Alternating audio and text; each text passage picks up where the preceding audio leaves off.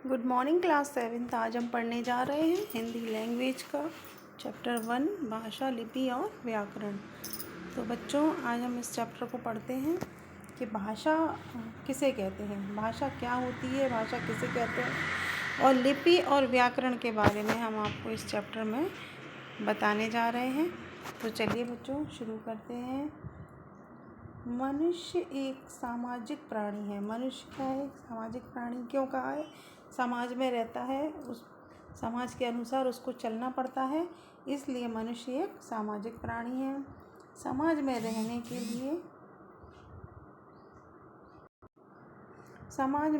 के लिए और अपने आप को एक दूसरे से जोड़ने के लिए हमें एक माध्यम की आवश्यकता होती है। बच्चों, हम समाज में रहते हैं, तो समाज में रहने के लिए क्या है कि और हमें अपने आप को एक दूसरे से जोड़ने के लिए, मतलब आपस में, जैसे हम मोहल्ले में रहते हैं तो एक दूसरे से जोड़ने के लिए हमें एक माध्यम की आवश्यकता होती है। माध्यम क्या कि हम उससे किस माध्यम से बात करें, कैसे बात करें, तो उस माध्यम की आवश्यकता होती है। हम अपने मन में चल रहे भावों व विचारों को जब तक प्रकट नहीं कर देते तब तक हमें अनुकूल नहीं मिलता। मतलब हम जब तक अपने मन के अंदर, हमारे मन में जो भी भाव विचार चल रहे हैं कि दूसरों के प्रति कि हम किस तरह से उनसे बात करें, क्या करें, तो जब वो भाव जो हमारे मन में, विचार जो हमारे मन में आ रहे हैं, चल रहे हैं, जब तक प्रकट नहीं कर देते हम अपने विचारों को, तब तक हमें अनुकूलन नहीं मिलता। तब तक हमें मतलब ठीक ठाक नहीं लगता। अनुकूलन नहीं मिलता मतलब कि हमें बात करने का ज़रिया नहीं मिलता है।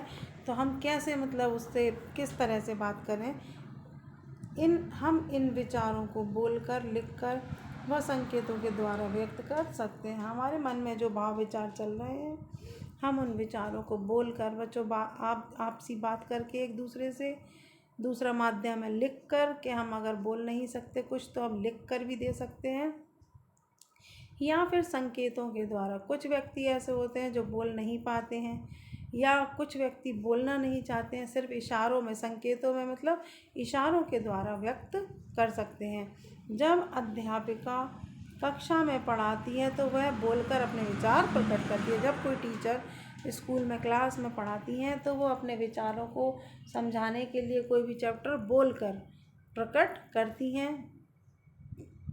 जब परीक्षा में छात्र प्रश्नों के उत्तर लिखते हैं तो वह लिखकर अपने विचार प्रकट करते हैं। जब परीक्षा में, जब एग्ज़ाम होते हैं बच्चों, तो बच्चे क्या है, जब क्वेश्चन आंसर लिखते हैं, जो टीचर्स क्लास में समझा रही हैं उस लेसन के क्वेश्चन आंसर बच्चे लिख कर देते हैं।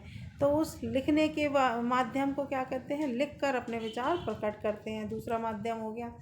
इसी प्रकार जो व्यक्ति मुंह से बोल नहीं सकता और कानों से सुन नहीं सकता, कुछ व्यक्ति ऐसे होते हैं जो बोल भी नहीं सकते और कुछ ऐसे होते हैं जो सुन नहीं सकते, वह इशारे से अर्थात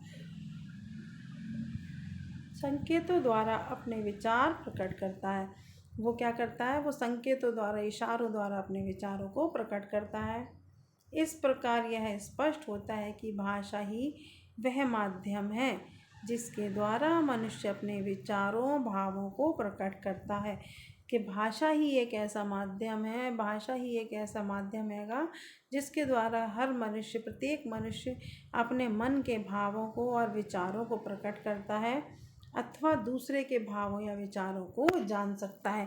जब तक कुछ हम बोलेंगे नहीं, दूसरा व्यक्ति कुछ समझ नहीं सकता, या हमें वो लिख कर समझाना होगा या बोल कर समझाना होगा।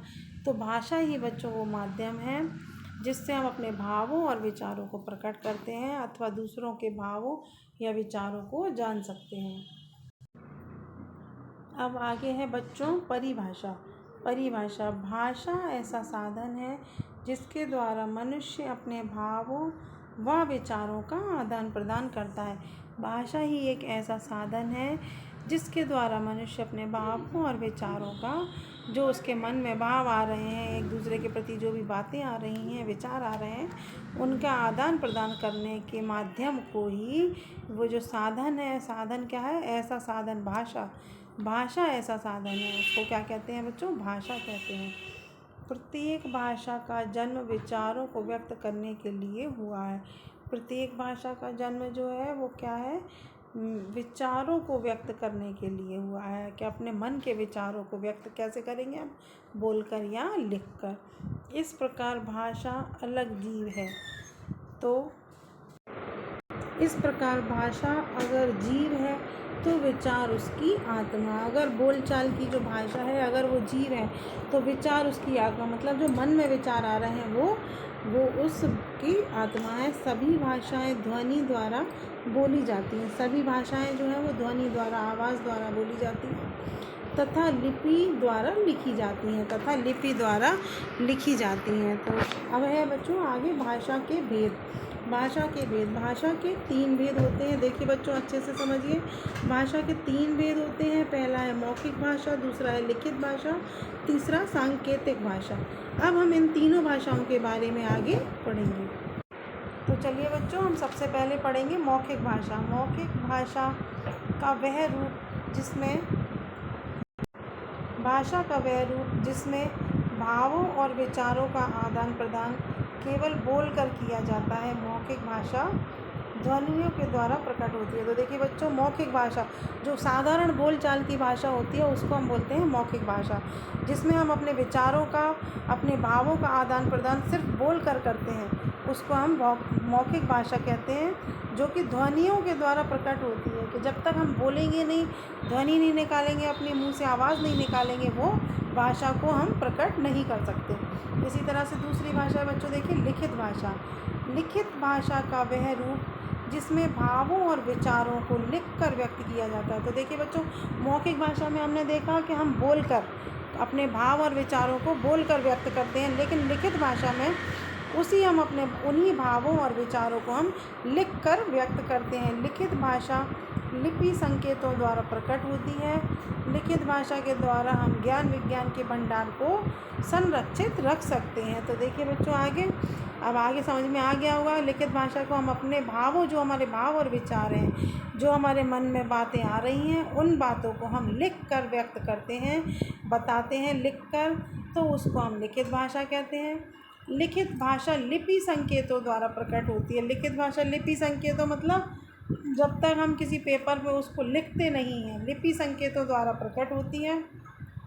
लिखित भाषा के द्वारा हम ज्ञान विज्ञान के भंडार को संरक्षित कर सकते हैं, रख सकते हैं। जो लिखित भाषा है बच्चों, ये एक ऐसी भाषा है जिसको हम अपने विचारों को, अपने भावों को अगर लिख कर व्यक्त कर रहे हैं तो हम उसको लिख कर अपने पास संरक्षित, मतलब अपने पास सुरक्षित भी रख सकते हैं, अपने पास उसको रख सकते हैं। लिखित भाषा के द्वारा हम ज्ञान विज्ञान के, हम अपने जो भी हमें ज्ञानवर्धक बातें जैसे जानकारी चाहिए या लेना है, तो उन सब बातों को हम लिख कर अपने पास संरक्षित रख सकते हैं। तो ये बच्चों हो गई हमारी लिखित भाषा। तीसरी भाषा है सांकेतिक भाषा।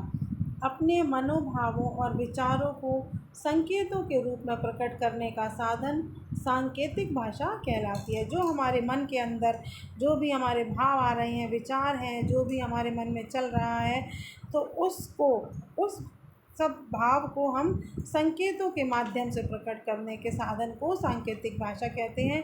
जैसे कोई व्यक्ति अगर जो गूंगा है, वो नहीं बोल सकता, तो वो अपनी बात को कैसे समझाएगा, वो सिर्फ इशारों द्वारा ही समझाएगा। उस भाषा को हम कहते हैं बच्चों सांकेतिक भाषा। अब देखिए बच्चों, आगे है भाषा और बोली। आगे क्या दिया हुआ है, भाषा और बोली। तो भाषा का स्थानीय रूप बोली है। जो भी हमारी भाषा है उसका स्थानीय रूप क्या है, बोली है। कि हम कैसे बोलते हैं, किस तरह की भाषा का हम इस्तेमाल करते हैं। एक भाषा के क्षेत्र में अनेक बोलियां हो सकती हैं। भाषा अगर एक हिंदी है तो उस क्षेत्र में बोलियां जो हैं बच्चों वो अनेकों तरह की हो सकती हैं। भाषा का एक निश्चित मानक रूप होता है। भाषा जो है उसका एक निश्चित मानक रूप, भाषा का क्या है, एक निश्चित मानक रूप होता है, किंतु बोली में स्थान स्थान पर परिवर्तन हो जाता है। भाषा तो भाषा ही है बच्चों, हिंदी है तो हिंदी है, अंग्रेजी है तो अंग्रेजी है, किंतु अगर हम अपनी बोली में क्या है, स्थान स्थान पर परिवर्तन हो जाता है। तो आप जानते हैं हिंदी भाषा को कोई खड़ी बोली के रूप में बोलता है, कोई बुंदेलखंडी बोलता है, कोई कैसी भाषा का इस्तेमाल करता है। तो बोली जो है वो स्थान स्थान पर अलग हो जाती है।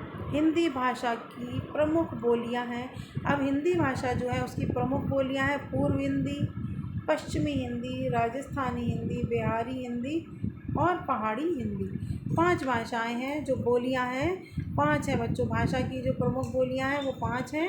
एक है पूर्व हिंदी, दूसरा है पश्चिमी हिंदी, तीसरा है राजस्थानी हिंदी, चौथा बिहारी हिंदी और 5वां पहाड़ी हिंदी। इन 5 तरह की जो बोलियां हैं ये हिंदी भाषा के अंतर्गत आती हैं। अब है बच्चों आगे लिपि, स्क्रिप्ट। लिपि माने होता है लिखित भाषा में लिपि का इस्तेमाल होता है। भाषा का प्रयोग करते समय हम अनेक ध्वनियों का उच्चारण करते हैं। जब हम अपनी भाषा का इस्तेमाल करते हैं तो हम अनेकों प्रकार की ध्वनियों का उच्चारण करते हैं। तो बच्चों भाषा का प्रयोग करते समय हम अनेक ध्वनियों का उच्चारण करते हैं। अलग अलग प्रकार की जो आवाज़ें हैं उनका उच्चारण करते हैं, बोलते हैं। इन ध्वनियों के कुछ विशिष्ट चिन्ह होते हैं। इन ध्वनियों के, इन आवाज़ों के जो क्या हैं कुछ विशिष्ट चिन्ह होते हैं। ये चिन्ह ही लिखित तथा मौखिक भाषा का निर्माण करते हैं। ये जो चिन्ह हैं ये चिन्ह ही लिखित तथा मौखिक भाषा का निर्माण करते हैं। जो भाषा की जो ध्वनियाँ हैं वो ध्वनियाँ ही ऐसी हैं, इस तरह की होती हैं कि वही ध्वनियों से ये चिन्ह ही जो हैं वो लिखित और मौखिक भाषा का जो है निर्माण करते हैं। भाषा के लिखित रूप के प्रयोग में आने वाले ध्वनि चिन्हों के व्यवस्थित ढंग को लिपि कहते हैं। भाषा के लिखित रूप में, देखिए बच्चों लिखित जो भाषा होती है हमारी उसी को हम लिपि कहते हैं। तो लिखित भाषा के रूप, भाषा के लिखित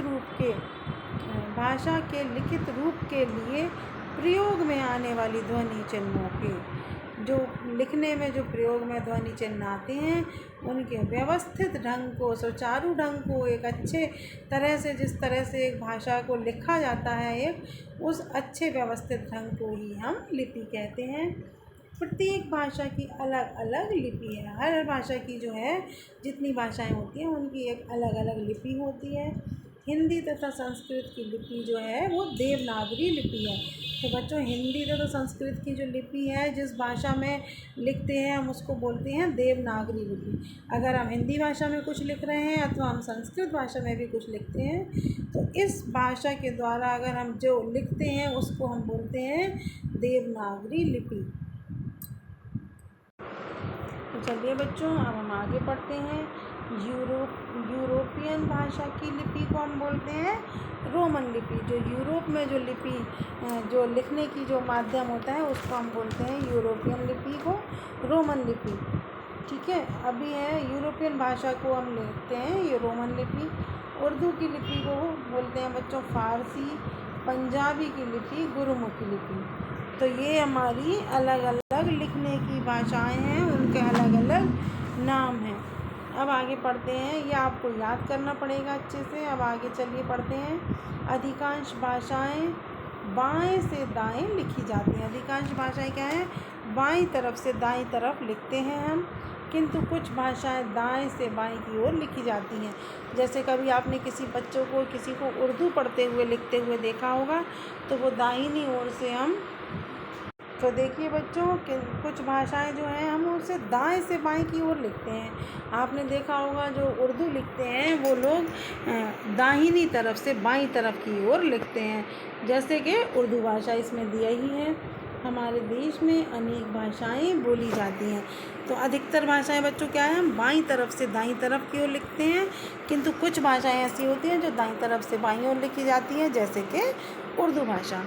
हमारे देश में अनेक भाषाएं बोली जाती हैं। हमारा जो भारत देश है उसमें अनेकों भाषाएं बोली जाती हैं, जैसे कि कश्मीरी, सिंधी, पंजाबी, राजस्थानी, मणिपुरी, मराठी, गुजराती, कन्नड़, तेलुगु, तमिल, संथाली, डोंगरी, असमिया, असम, बंगाली, मलयालम, कोंकणी, संस्कृत। और बोडो, मैथिली, नेपाली, उड़िया और उर्दू। ये भाषाएं बच्चों हमारे जो देश है, भारत देश है, उसमें इतनी तरह तरह की भाषाएं जो हैं वो बोली जाती हैं। आपको आगे पढ़ना है, ये है राष्ट्रभाषा। क्या है अब? राष्ट्रभाषा। जब विकसित भाषा को पूरा राष्ट्र जब विकसित भाषा को क्या है, पूरा राष्ट्र अपने दैनिक कार्यों में व्यवहार में लाने लगे तो ऐसी भाषा को राष्ट्रभाषा के नाम से जाना जाता है। जब विकसित भाषा को, कोई भी भाषा को, विकसित भाषा को जब पूरा राष्ट्र जो है अपने दैनिक कार्यों में, मतलब अपने हर बोलचाल की भाषा में कुछ भी काम कर रहा है, कुछ भी बोल रहा है, कर रहा है, लिख रहा है, उस सब कामों को अपनी राष्ट्रभाषा मतलब काम में लाने लगे तो ऐसी भाषा को क्या कहते हैं बच्चों? राष्ट्रभाषा के नाम से हम जानते हैं। हमारी राष्ट्रभाषा क्या है? हिंदी है। राष्ट्रभाषा अत्यधिक महत्वपूर्ण होती है। जो राष्ट्रभाषा है वो बहुत अधिक महत्वपूर्ण होती है। भारत की राष्ट्रभाषा हिंदी है। आपने देखा होगा हिंदी ही बोलते हैं, कुछ भी काम कर रहे हैं हिंदी में बात करते हैं, कहीं भी जाते आते हैं, मोस्टली हम लोग ज़्यादातर अधिकांशतः हिंदी ही बोलते हैं। हमारे देश के अधिकांश प्रांतों में बोली व समझी जाती है। जो हिंदी भाषा है वो हमारे देश के अधिक से अधिक प्रांतों, राज्यों में बोली जाती है। तो इस भाषा को इसलिए राष्ट्रभाषा घोषित किया गया है। अब है राजभाषा। राष्ट्रभाषा हो गई, अब है बच्चों राजभाषा। सरकारी कार्यालयों और प्रशासनिक कार्यों में प्रयुक्त होने वाली भाषा राजभाषा कहलाती है। जो सरकारी जो दफ्तर होते हैं बच्चों और प्रशासनिक कार्यों में, प्रशासनिक कार्य जैसे हो गया विद्यालय हुआ और भी अलग अलग अस्पताल है, इस तरह से प्रशासनिक कार्यों में प्रयुक्त होने वाली भाषा को क्या है? हम राजभाषा बोलते हैं। हमारे देश की राजभाषा अपनी सरलता व सरसता के कारण हिंदी है। हमारे देश की राजभाषा जो है वो भी सरल है और सरस है, मधुर है, इसलिए हिंदी को ही राजभाषा भी बोला जाता है। अब है आगे बच्चों व्याकरण। अब व्याकरण क्या है? एक मिनट, सॉरी बच्चों, उसके बाद है अंतर्राष्ट्रीय भाषा। राष्ट्रभाषा हो गई, राजभाषा हो गई, अब है अंतर्राष्ट्रीय भाषा। जो भाषा विश्व के कई देशों में लिखी व बोली जाती है उसे अंतर्राष्ट्रीय भाषा कहते हैं। जो भाषा विश्व के, हमारे संसार के देशों में, कई देशों में बोली और लिखी जाती है उसको हम कहते हैं अंतर्राष्ट्रीय भाषा। जैसे कि अंग्रेज़ी। अब बच्चों अंतर्राष्ट्रीय भाषा अंग्रेज़ी क्यों है? क्योंकि बहुत सी जगह अलग अलग विदेशों में कोई मलयालम बोल रहा है, कोई कुछ बोलता है, कोई क्या कहते हैं स्पेनिश बोलता है, लेकिन इंग्लिश सबको आती है, इसलिए इंग्लिश भाषा को, अंग्रेज़ी भाषा को है जो वो अंतर्राष्ट्रीय भाषा घोषित किया गया है। अब आगे आते हैं हम व्याकरण की तरफ। व्याकरण के द्वारा हम किसी भी भाषा का शुद्ध व शास्त्र सम्मत ज्ञान प्राप्त करते हैं। व्याकरण के द्वारा क्या करते हैं? हम किसी भी भाषा का, व्याकरण जो है उसके द्वारा हम किसी भी भाषा का शुद्ध व शास्त्र सम्मत ज्ञान प्राप्त करते हैं। व्याकरण के द्वारा ही हमें उस भाषा का सही ज्ञान प्राप्त होता है। व्याकरण के द्वारा हम किसी भी भाषा का शुद्ध व शास्त्र सम्मत ज्ञान प्राप्त करते हैं।